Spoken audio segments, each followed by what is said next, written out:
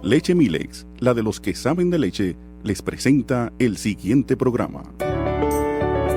3 puntos de vista desde una misma perspectiva. Temas de actualidad enfocados con el lente espiritual. Hablemos con Miguel Jacín, Ricardo Vidal y Raúl Rizic en Tertulia por 3. Buenos días, amados hermanos y amigos. Este es su programa Tertulia por 3, en compañía de Ricardo Vidal, Luis Sena y nuestro amado hermano Raúl Rizic. Buenos días, hermanos. Muy buenos días. Buenos días. Bien, pues entonces nosotros vamos a continuar hoy con nuestro estudio en el tema transformación cultural y la iglesia en la historia, y buscando la forma, con la ayuda del Señor, de ir haciendo aplicaciones prácticas al contexto nuestro en República Dominicana. Y veíamos en el programa anterior, estuvimos viendo el impacto y la práctica que tuvo la iglesia durante la época de la Reforma en las sociedades donde surgió principalmente las reformas. Y hubo algo que a mí me impactó y que me impacta, que dice Bob Murphy en su libro, algo que decía sobre Juan Calvino, era lo siguiente: Calvino predicaba frecuentemente acerca de las responsabilidades del cristiano con el necesitado y actuaba en consecuencia. Es decir, Calvino predicaba lo que hoy se llama un evangelio integral. Su énfasis no era exclusivo en la salvación del alma, sino más allá, la salvación del alma y las necesidades del ser humano en general. Tanto Juan Calvino como el mismo Martín Lutero. Podemos enmarcar incluso todo el programa y eso que tú acabas de decir en este contexto bíblico, en la carta de Pablo a Tito, que dice: pero cuando se manifestó la bondad de Dios nuestro Salvador y su amor para con los hombres, nos salvó no por obras de justicia que nosotros hubiéramos hecho, sino por su misericordia, por el lavamiento de la regeneración y por la renovación en el Espíritu Santo, el cual derramó en nosotros abundantemente por Jesucristo nuestro Salvador, para que justificados por su gracia viniésemos a ser herederos conforme a la esperanza de la vida eterna. Y ahora viene esta aplicación. Palabra fiel es esta. Y en estas cosas quiero que insistas con firmeza. ¿Para qué? Para que los que creen en Dios procuren ocuparse en buenas obras. Estas cosas son buenas y útiles a los hombres. Excelente. Amén. Texto, excelente. El asunto es que la ley de Dios, los mandamientos de Dios, Miguel, se resumen en amar a Dios con toda nuestra alma, con toda nuestra mente y con todo nuestro corazón, y amar a nuestro prójimo como a ti. Excelente, excelente, excelente. Entonces, texto. Toda persona ahí está la agenda de Dios. Toda persona que ha sido regenerada por Dios, todo creyente que tiene una nueva vida en Cristo, tiene que ejemplificar el amor de Dios, el carácter de Dios, tiene que ejemplificar los valores morales de Dios, no solamente dentro de la iglesia local, sino en la sociedad, porque como hemos dicho otras veces, o la sociedad o la iglesia disipula a la sociedad, o la sociedad disipula a la iglesia. Por eso vemos aquí, mientras tú leías sobre Juan Calvino, dice en la página 48 del texto, del libro que tú mencionaste, dice: el reformador suizo Juan Calvino visualizaba la iglesia como una pequeña sociedad dentro de una sociedad más grande, como un embrión de lo que representaba un orden nuevo y total del mundo. Dice, Calvino predicaba frecuentemente acerca de las responsabilidades del cristiano con el necesitado y actuaba en ello. Aquí pone un ejemplo, dice que cuando a comienzos del 1550 y 60,000 refugiados inundaron Ginebra desde Francia, Calvino fundó un ministerio privado con bases en la iglesia que se convirtió en un modelo a través de toda Europa. Este principio atendía un amplio rango de necesidades, sirviendo al enfermo, al huérfano, al anciano, a los incapacitados, a los viajeros, a los ancianos, a los discapacitados, a los enfermos terminales. La ayuda al necesitado estaba unida a la ética de trabajo. Los diáconos eran entrenados para encontrar soluciones a largo plazo a la pobreza, reentrenamiento para el trabajo, viviendas temporales, herramientas para comenzar un negocio y para distinguir entre el pobre que merecía ayuda y el que no merecía ayuda. Exactamente. Realmente Dios utilizó a muchos líderes cristianos en un movimiento que dio un vuelco a Europa. En la medida que ellos buscaban reformar la iglesia y la sociedad de toda Europa, también desarrollaban dentro de las iglesias ministerios bien administrados para alcanzar y ayudar al necesitado. Es decir, no es solamente que la iglesia salga a predicar el evangelio con palabras. Debemos de predicarlo con nuestro ejemplo, con las buenas obras, con manifestando el amor de Cristo con los hermanos y fuera en la sociedad manifestando ese amor de Cristo, en los valores morales de Dios, el carácter de Dios, donde quiera que Dios nos ponga. Manifestando los valores morales de Dios en todas las áreas, en el trabajo, en la familia. Si tú estás en autoridad, debes de manifestar los valores morales de Dios.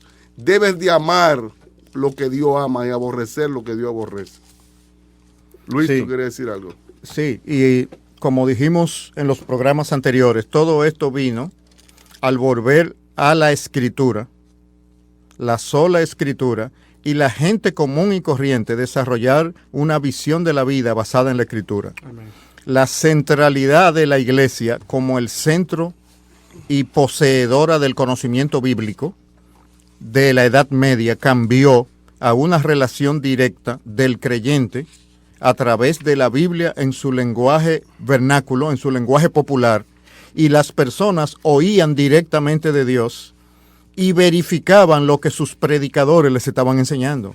O sea, esa dinámica estuvo acompañada tanto de un liderazgo de los reformadores como de gente común y corriente que obedecía la Biblia porque leía la Biblia y oía directamente de Dios a través del Espíritu Santo. En nuestra generación tenemos un evangelicalismo que se nutre principalmente de los maestros desde el púlpito, pero el creyente de la silla no está oyendo directamente de Dios a través de la Escritura. Por eso tenemos un evangelio centrado en la iglesia. La iglesia es el instrumento para adelantar la agenda de Jesucristo. No es el fin en sí mismo, porque quien salva no es la iglesia, es Jesucristo. Entonces, durante la Reforma, la palabra de Dios fue llevada a los niveles populares y la gente fue animada a leer la Biblia y a tener la convicción de querer obedecerla en la esfera social, en todas las esferas. Por lo tanto, hubo una transformación de Jesucristo a través del Espíritu Santo, a través de la iglesia, a través del creyente, impactando la sociedad. Eso es lo que debemos imitar en nuestro tiempo y lo que estamos destacando con este impacto cultural que hubo. Y no queremos que se malinterprete de lo que estamos tratando en el programa. No queremos que la iglesia de ninguna manera se vaya de un extremo a otro. Queremos que sea coherente con el evangelio, es decir, que haya un evangelio integral. Porque hay iglesias hoy en día que se han ido y solamente se ocupan de las buenas obras y han dejado lo preponderante que es la predicación del evangelio de Cristo. Y hay otras iglesias que solamente se centran en la predicación del evangelio y han olvidado las buenas obras, la parte de transformar la sociedad. Entonces el hombre, producto del pecado, tiende a irse de un extremo a otro. No, estamos hablando de un evangelio integral. Estamos hablando que todo creyente tiene una gran comisión. Amén. De hacer discípulos de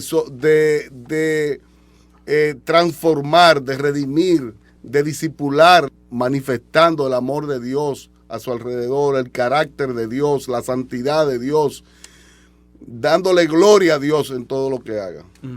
Así es. Entonces nos quedamos, ¿verdad?, en el impacto del cristianismo durante los avivamientos. Y los avivamientos fueron grandes movimientos de predicación del evangelio y de conversiones que sucedieron en Europa y en Norteamérica en los siglos XVII y XVIII. Hubo una cadena de varios grandes avivamientos y los últimos, tercero y cuarto, no tuvieron la fidelidad bíblica que tuvieron el primero y el segundo.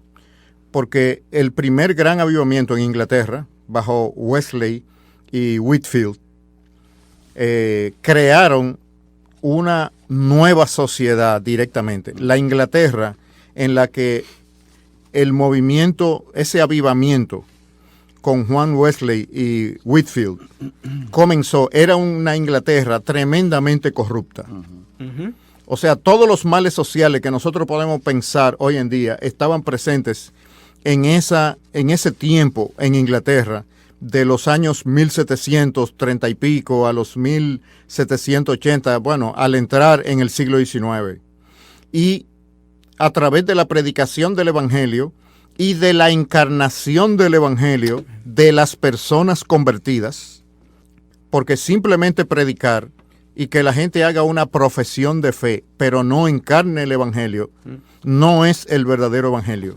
El verdadero Evangelio es cuando nosotros como creyentes lo encarnamos y por lo tanto somos portadores de las buenas nuevas, de la buena noticia de que el reino de Dios está presente.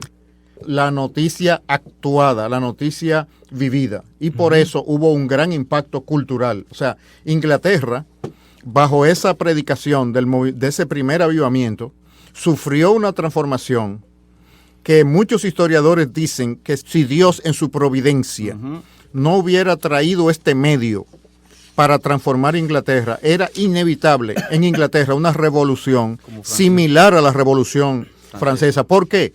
Porque la Revolución Industrial había traído una cantidad de abusos a la sociedad inglesa, donde, por ejemplo, los niños eran utilizados como limpiadores de chimeneas y una gran cantidad de ellos moría de tuberculosis debido al oriñe, al carbón que estaba en la chimenea. Las jornadas de trabajo de las mujeres eran de 12 y de 16 horas. A las personas las metían en la cárcel por deudas, con todo y familia, y eso nunca salían de ahí. Es decir, había carreras, ellos lo que le decían barcos para beber. O sea, gente que iban en un barco, en un río, a beber a lo loco. Como se hace hoy en algunos estados de Estados Unidos que están prohibidos los casinos, lo que hacen es que usan barcos que son casinos en la frontera entre estados, y en el barco hay un casino porque no está exactamente dentro del estado en cuestión. Y así, Inglaterra era un glosario, era como un álbum de todas las perversiones que se pudieran imaginar, incluyendo perversión dentro de la iglesia anglicana. Como la iglesia anglicana era estatal, también el clero anglicano había caído en una decadencia que no representaban una visión moral para la sociedad inglesa. O sea que había una gran decadencia. Y ahí es donde se lanza la predicación de parte no solamente de Wesley, sino de muchos hermanos y hermanas que en ese tiempo entendieron que la única solución para Inglaterra era el Evangelio. Y así funcionó. El Evangelio transformó a Inglaterra, el Evangelio encarnado. Así como el Señor Jesucristo encarnó a Dios, nosotros debemos encarnar a Dios.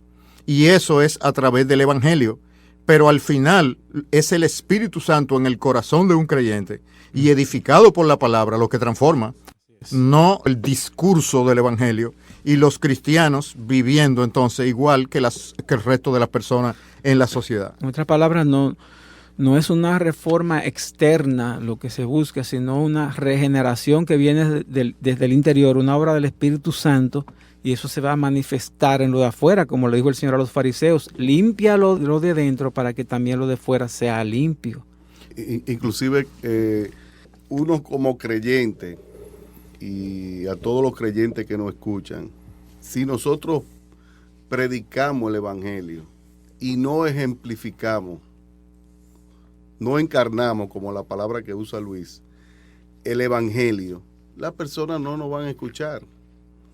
Si nosotros no encarnamos el evangelio, si no hacemos, manifestamos el carácter de Cristo, si no somos distintos, si no logramos amar aún a nuestros enemigos, amar, perdonar a las personas, si no podemos, entonces nosotros estamos dando un mal testimonio de la obra de Cristo en nosotros, y nos cansaremos de predicar el evangelio, de predicarlo desde un púlpito o de predicarlo donde sea, y la gente no te van a escuchar porque tú eres somos malos representantes de Cristo.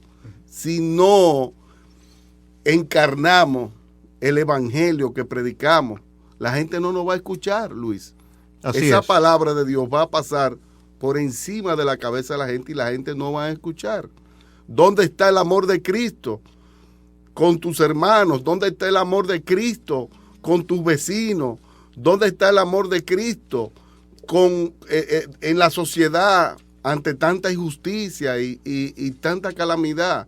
¿Qué estamos haciendo nosotros como creyentes para ganarle el corazón a los perdidos? Para manifestando el amor, el carácter, como el mismo Señor Jesucristo. El Señor Jesucristo predicaba el evangelio del reino de Dios, pero también hacía obras sociales, y era en conjunto. Y tenía una actitud profética hacia su sociedad. Nosotros debemos recordar que Dios es un Dios justo, y la injusticia en la tierra, en la sociedad, hacia los más vulnerables, es una abominación contra Él. Y cuando su pueblo no reacciona a eso, es como ser una persona inmisericordia o ser una persona impía. Entonces, cuando nosotros hablamos de encarnar el evangelio, estamos hablando de encarnar el carácter de Jesucristo, sin olvidar que la justicia es uno de sus atributos.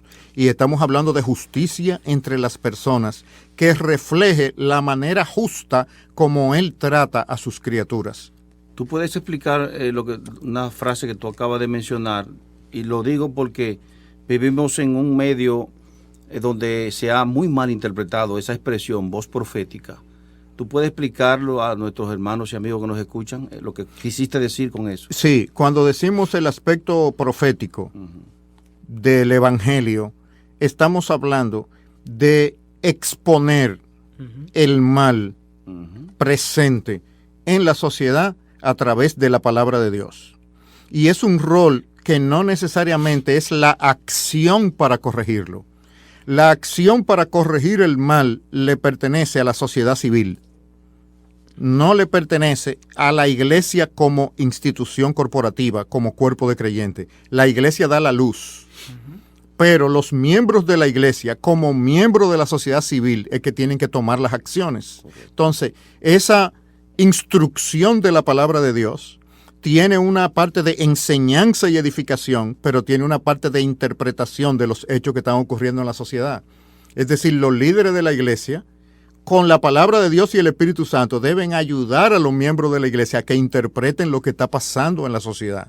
Es decir, exponiendo a la luz de la Escritura los males que están ocurriendo en la sociedad. Y eso no para lanzar una campaña pública, porque a la iglesia, como cuerpo de Cristo, no le corresponde la acción política. Le corresponde a los miembros de la iglesia, que son ciudadanos de la nación, tienen una obligación delante de Dios por su nación. Entonces la iglesia le da luz. Esa luz incluye una visión profética, no es nada más la enseñanza, es también la interpretación de los hechos, de lo que está ocurriendo, la interpretación de los tiempos. Inclusive el servicio compasivo tiene una dimensión profética. ¿Por qué? Por ejemplo, si nosotros como algunas iglesias tienen, crean albergues para mujeres abusadas físicamente, pero nada más trabajan el aspecto compasivo y no edifican a esas mujeres y a las comunidades de cuáles son las causas y las raíces del mal. Ese servicio, aunque sea compasivo, está careciendo del elemento profético y por omisión se hace cómplice del abuso a la mujer. ¿Por qué? Porque no está exponiendo el mal en su raíz. Así es. Puede ser que esté reaccionando compasivamente a los efectos del mal, pero no lo está interpretando. Es decir, cuando la sociedad... En parte es como que está curando los síntomas, pero no va directo a la Exactamente. enfermedad. Entonces, el Evangelio, fíjense en el Señor Jesucristo y su ministerio. Él sanó enfermos. Él enseñó el carácter de los siervos y de los discípulos del reino en el Sermón del Monte. Pero eso no fue todo lo que él hizo. Los detonadores que lo llevaron a la cruz fue su aspecto profético frente a los poderes religiosos y políticos de la época en Jerusalén. O sea, lo que aceleró y detonó esa acción malvada de llevarlo a la cruz fue su rol profético. Por eso nosotros vemos en la Escritura que siempre el pueblo de Dios ha tenido una función profética en su sociedad. Y hoy en día hemos trasladado ese concepto de profético a que un profeta es una persona que trata de adivinar un futuro, la fecha cuando el Señor Jesucristo va a volver, etcétera, y narrar un sueño que tuvo, y ya eso se le llama un profeta. Pero en la Escritura, el profeta, a diferencia del sacerdote, era quien traía la palabra de Dios para el tiempo presente que ellos estaban viviendo. Con sus aplicaciones correspondientes. Exacto, y amonestaba inclusive a los encargados de la adoración en el templo, que eran los sacerdotes, los actualizaba en cuáles debían ser sus prioridades. Y a los mismos reyes. Y a los mismos reyes, ese era el profeta. Entonces, el evangelio y el servicio cristiano tienen que tener un componente profético, es decir, interpretar por la Escritura lo que está pasando en la sociedad. Por ejemplo, de manera práctica, en República Dominicana no basta con que nosotros rechacemos el número creciente de bancas de apuestas, por ejemplo, y los juegos de lotería, sino que necesitamos ser proactivos. Y si algún hermano en la providencia de Dios tiene las capacidades políticas para llegar a ser senador o diputado, debe actuar en consecuencia y procurar leyes que derrumben eso, que destruyan esas bancas de apuestas, que lo que están haciendo es llevando a las personas a más miseria. Bueno, y por ejemplo, los predicadores desde el púlpito tienen que persuadir a sus congregaciones de no usar los servicios de banca de apuestas. Hay cristianos que usan banca de apuestas. Sí.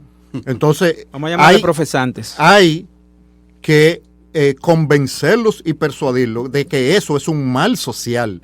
No es solamente que tú no lo uses, es un mal social que está presente en nuestra sociedad, que debe ser combatido y debe ser erradicado desde la oración hasta la acción legal a través de leyes y proponer proyectos de leyes que restrinjan, no vamos a decir que eliminen, porque no, en la sociedad trigo y cizaña deben vivir en justicia.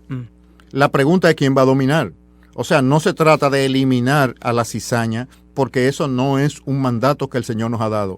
Pero no podemos permitir que la cizaña es quien domine y diseñe las estructuras sobre las cuales la sociedad que le pertenece a Jesucristo se va a regir. Entonces los justos deben tomar la iniciativa para persuadir, interpretar a la sociedad y crear la opinión pública en contra de los males, y eso es un rol profético. Pero inclusive, antes de ir a la pausa, inclusive, si tú eres creyente y vives en un lugar donde hay mucha basura, óyeme, uno como creyente debe de mantener el orden en frente a tu casa, promover la limpieza de tu sector, para que los demás vean tus buenas obras y tú le ganes el corazón a las personas y vean y le den gloria a Dios por tener una persona como tú en el barrio. Y tomar iniciativa Y de tomar ser un iniciativa. líder comunitario, de organizar acciones para limpiar la comunidad. En cosas tan simples como Sí. eso. Excelente Sí. punto. Eso es el evangelio práctico. Vamos a una pausa, pero en breve volvemos. Usted está escuchando Tertulia por Tres, gracias a Leche Milex, la de los que saben de leche. Permítenos acompañarte en tus horas laborables, en tus quehaceres del hogar, en el camino mientras conduces, ser tu apoyo en momentos difíciles, tu palabra de aliento cuando más la necesites, ayudarte a crecer en tu vida espiritual, alimentar tu alma con la palabra de Dios y a ver el mundo tal y como lo ve nuestro Creador. Sintoniza todos los días el 990 AM de tu dial. Radio Eternidad, tu emisora cristiana.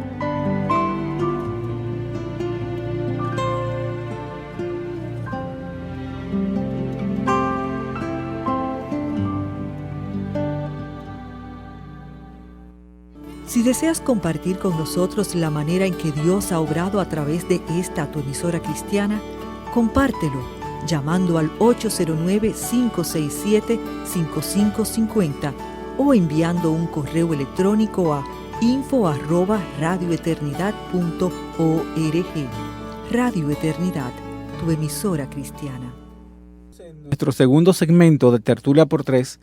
Gracias, Ricardo. Hay una llamada en el aire. Adelante, buenos días. Sí, buen día, mis queridos hermanos en Cristo. Dios me lo bendiga. Amén, amén. Es de hermana Marisol, en Vimosa. Así Sí, mire, hermanito, yo oyendo el programa, como siempre, quiero hacer una pregunta a ustedes. Yo soy abogado, notario. Entonces, Leisa y la lotería, o sea, el colegio de notarios siempre me mandan a notarizar. Y ahorita yendo yo el tema, lo que ustedes estaban desarrollando, yo quisiera saber si yo puedo estar notarizando la lotería cuando me llaman, porque si no es así, yo lamentablemente le voy a pedir a Dios que voy a retirar de yo y a notarizarle a ellos. Manito, voy a esperar la respuesta y que Dios me lo siga bendiciendo a todos y usándolo de gran manera, a usted y a su familia entera. Gracias, hermana. Dios le bendiga. Amén. Sí, muy buena pregunta, hermana. En primer lugar, la decisión es una decisión de conciencia suya. Usted debe llegar a la convicción personalmente, en oración, de qué debe hacer.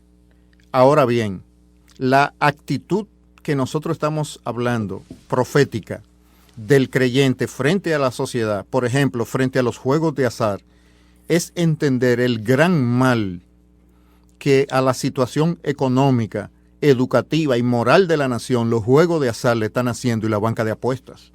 Por lo tanto, un creyente que entienda eso debe abstenerse de participar en la industria y más bien tener una posición de oposición a esa industria. Entonces, claro, tener un rol participante de apoyo a esa industria no es lo que corresponde con esa visión profética del reino frente a un mal social. Es decir, es un sacrificio, en este caso, que usted tendría que hacer por motivo de conciencia, por lo que implica la banca de apuesta y la lotería, etcétera, que están mermando la capacidad económica y moral de la población, creando la expectativa de que el ascenso económico está dependiendo de la suerte, no del trabajo. Es decir, está discipulando a la nación. Las bancas de lotería y las bancas de apuestas están discipulando a la nación, haciéndole creer a la gente que la manera del avance económico es dar un palo con un premio y ser un nuevo millonario, y no a través del estudio y del trabajo. Eso es un discipulado contrario al discipulado del cristianismo. Por lo tanto, nosotros no debemos participar en esa industria. Otra llamada. Adelante, buenos días. Buenos días, Dios me le bendiga. Amén. Le habla Gregorio Herrera. Adelante, Gregorio. Quiero felicitarle por tan buen tema que tienen ya varias semanas desarrollando acerca de la encarnación de del Evangelio a las personas que realmente decimos ser cristianos. Y quiero confesar que ya las recomendaciones que viene dándonos el hermano Luis, ya en mí, por ejemplo, han dado fruto, porque recientemente se realizó en mi sector las elecciones de la Junta de Vecinos, y yo como miembro estaba ahí participando, y había un cargo que nadie lo quería, ya había vencido y nadie lo quería, que era la tesorería.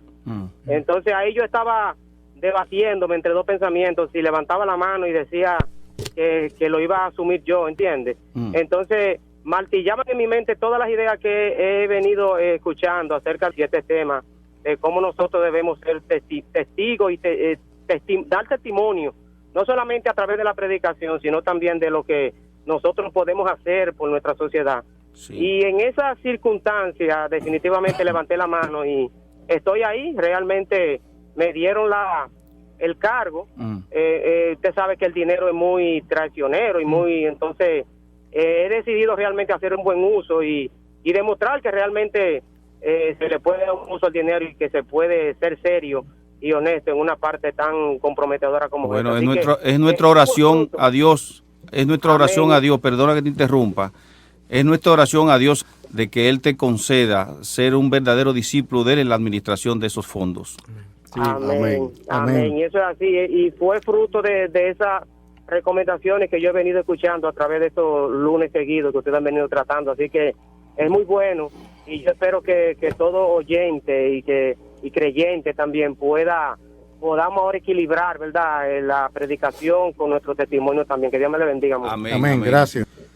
Entonces, estábamos hablando de la influencia del ejemplo del Evangelio encarnado a través del primer gran avivamiento en Inglaterra, del cual el discípulo más avanzado fue William Wilberforce, pero no fue el único, porque Wilberforce pertenecía a un grupo de intelectuales y aristócratas que formaron lo que se llamó el Club Clapham, donde uno de los aristócratas puso su palacio y durante unos 40 años se reunían personas para diseñar reformas sociales en la vida de Inglaterra, de lo cual el más destacado por el impacto mundial que tuvo fue la abolición de la esclavitud a través de los proyectos de ley de William Wilberforce, que, dicho sea de paso, casi 40 años duró Wilberforce,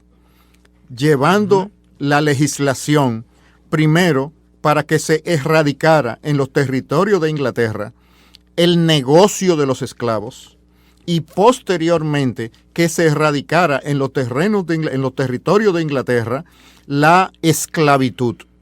Wilberforce era un aristócrata y fue el parlamentario más joven de su generación y un cristiano fuerte. Él tuvo la tentación de dedicarse simplemente a la política o de convertirse en un pastor de iglesia, como algunos de sus amigos le estaban aconsejando. Sin embargo, otros amigos le aconsejaron que no, que si Dios lo había puesto en el Parlamento británico, ese era su campo de misión. Creo que fue John Newton, uno de esos. Fue uno, sí, de sus consejeros. Entonces, Wilberforce entendió que el Evangelio encarnado nos lleva a ver nuestra profesión y nuestro oficio como nuestro campo de misión. En el caso de él, era ser un parlamentario. Dios le dio una visión de la igualdad de todos los seres humanos y que defendiera esa lucha por la esclavitud que había sido sembrada en el producto de las predicaciones de John Wesley y el Espíritu Santo a través de su palabra. Y hoy en día reconocemos la gran obra que hizo Wilberforce, pero también en la parte norteamericana, durante el resultado del primer avivamiento con Jonathan Edwards, fue que se sembraron las ideas que cosecharon la independencia norteamericana y la separación entre los Estados Unidos, las 13 colonias y la corona británica. O sea que a ambos lados del Atlántico, la predicación bíblica tuvo consecuencias no solamente espirituales, sino de profundas transformaciones sociales, nacionales e internacionales, como la erradicación de la esclavitud. Por eso Wesley decía en la parte de unos principios, ¿verdad? En la cual se lo puso en práctica en los movimientos que él encarnó, de trabaje todo lo que pueda, ahorre todo lo que pueda y dé todo lo que pueda. Sí, así Wesley resumía el uso apropiado y bíblico de la riqueza acumulada. Porque uno de los problemas que Inglaterra del siglo XVIII y de la Revolución Industrial puso es que mucha gente creyente se hizo rica y no utilizaron su riqueza demostrando el Evangelio.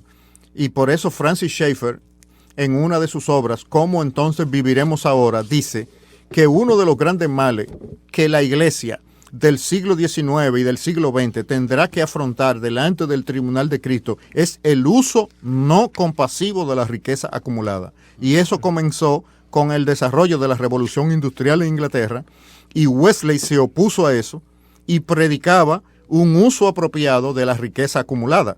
Es decir, la primera aplicación es la obligación de generar esa riqueza.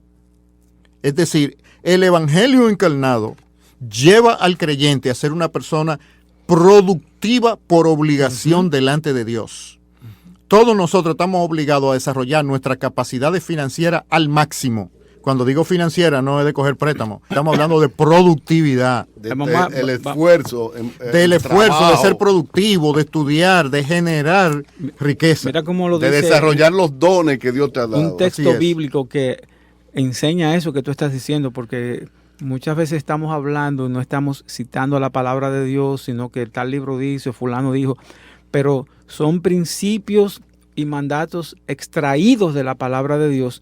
Y por ejemplo, Efesios en ese caso dice, el que hurtaba, no hurte más, sino que trabaje con sus manos para tener que compartir con el que padece necesidad. Entonces, ya tú eras una cosa, tú robabas, ahora es todo lo contrario, ahora tú vas a trabajar para producir, para en vez de tú quitarle al otro, tú vas a darle de lo tuyo al otro. Y eso implica que tú tienes que generar ingresos en exceso a tus necesidades.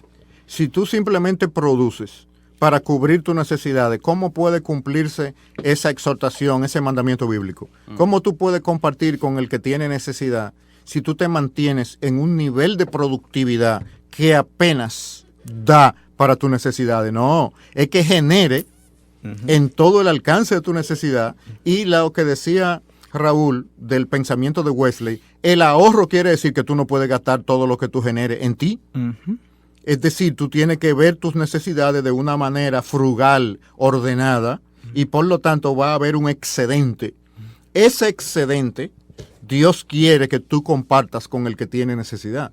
Por eso esa fórmula de Wesley respecto de la riqueza, del produce o trabaja todo lo que tú puedas, ahorra todo lo que tú puedas y da todo lo que tú puedas, resume el pensamiento de la reforma respecto de los bienes acumulados. Pero recuerden que no es el trabajo en base a como Dios manda, en base a los valores morales de Dios, no es en base al engaño y a la mafia y al desorden y a engañar al jefe. Es delante de Dios que estamos.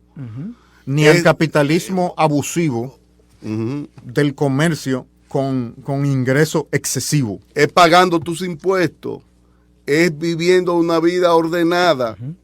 Trabaja todo lo que pueda, da todo lo que pueda, ahorra todo lo que pueda. Por eso un lema también de Juan Wesley que le sirvió bien a él y a sus colegas, dice: haz todo lo bueno que puedas, con todos los medios que pueda, en todas las maneras que pueda, en todos los lugares que pueda, en todos los tiempos que puedas, a todas las personas que puedas, cada vez que puedas. ¿Para qué? Para que los demás vean tus buenas obras y glorifiquen a vuestro Padre que está en los cielos. Tú le ganas el corazón a los inconversos. Así es que podemos ganarle el corazón a los perdidos, manifestando el amor de Dios al mundo, manifestando los valores morales de Dios al mundo, manifestando el carácter de Dios al mundo. Amén. Y mira, esto produjo un gran movimiento misionero mundial y de impacto cultural.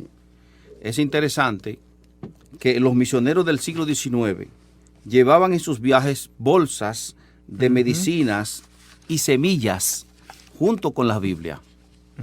Es decir, ya ellos iban con una agenda preparada en su mente de no solamente impactar esa sociedad donde ellos iban como misioneros a nivel del alma, espiritualmente, sino también a ocuparse de las necesidades físicas de esos lugares. Llevaron el café, por ejemplo, y el cacao a Ghana, erradicaron el sarampión, la malaria y la lepra en Tailandia, respondieron a la problemática de trabajo forzado en el Congo. En la China confrontaron el comercio de opio, las prácticas de atar los pies y la exposición de niñas, de bebés a la muerte. Y así... Y en la India, dice, lucharon contra la quema de las viudas.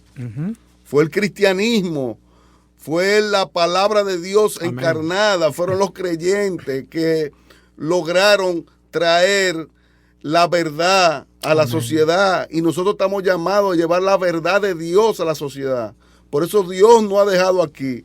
Por eso Dios dice que nosotros y solo vosotros sois la sal de la tierra y la luz del mundo. Si la sal se desvaneciere, ¿con qué va a ser salado el mundo? No servimos más para nada, sino será echada afuera y hollada por los hombres. Igualmente, dice el Señor, nosotros somos la luz del mundo. Mira, y a Carey no es imposible dejar de mencionarlo. Es tan amplia y tan vasta su biografía que la recomendación es que la busquen y la lean.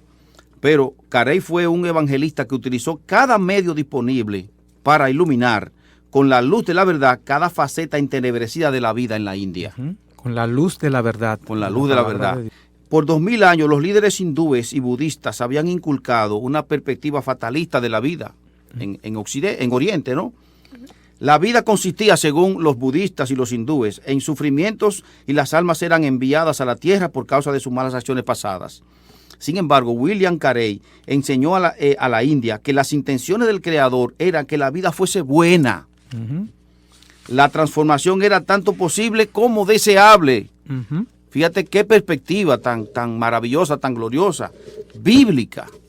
Sí, y dice que Carey fue un misionero, botánico, industrial, economista, médico humanitario, pionero de la imprenta y el periodismo, agricultor, traductor y editor de la Biblia en 40 lenguajes de la India, educador, astrónomo, pionero de bibliotecas, conservacionista de bosques, defensor de los derechos de la mujer, servidor público, reformador moral y transformador cultural. Pero oigan lo más importante. Mire, todo eso lo hizo el amor de Dios en el corazón de ese hombre. Fíjate, son movimientos misioneros protestantes que impactaron la cultura en el siglo XIX.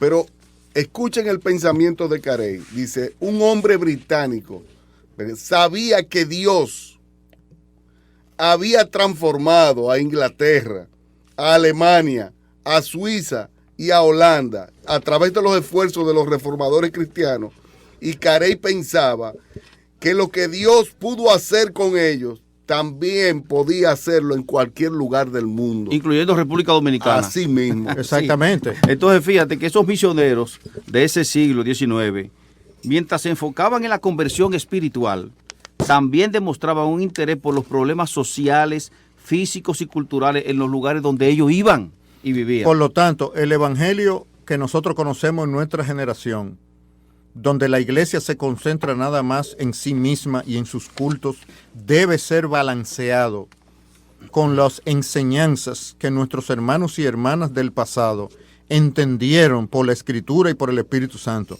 Nosotros tenemos que balancear el tipo de vida cristiana que estamos viviendo.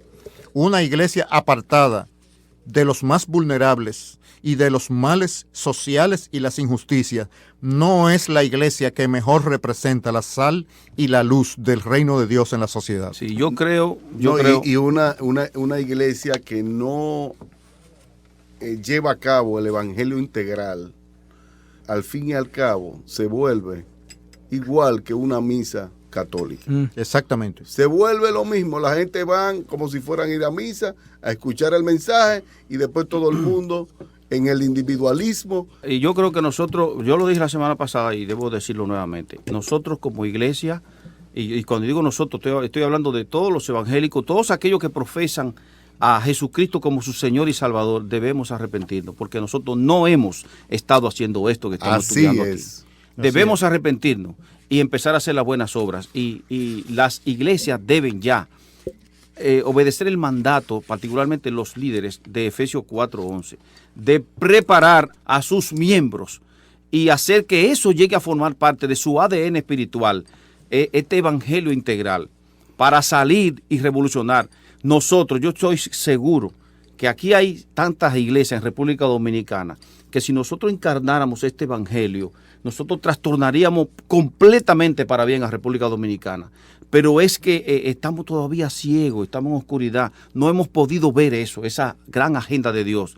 Y yo creo, y es nuestra esperanza, que Dios nos conceda, si se puede decir de alguna manera, sentar el cimiento, aunque nosotros no veamos lo que queremos ver, que nuestra generación venidera la pueda ver, una República Dominicana que glorifique el nombre de Dios a través de cada cristiano y de cada ser humano que existe aquí. Sí, bueno, de hecho, en su providencia, ya Dios nos puso un logo.